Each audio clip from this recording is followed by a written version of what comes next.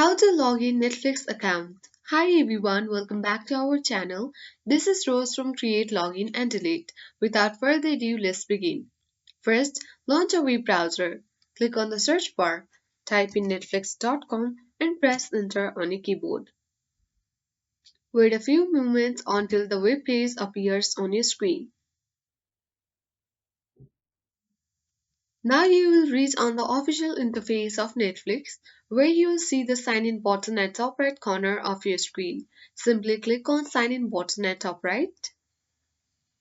Now, on the sign in section, you need to enter your credentials, that is your email or mobile number and the password. You can use the sign in code as well. In case you forget password, click forget password link to recover your password. Then after entering all the credentials, click sign in button and you will successfully sign into Netflix account. And that's it. I hope this guide was helpful. If it was, then do like, share, comment and don't forget to subscribe. Thanks for watching and I'll see you in the next video.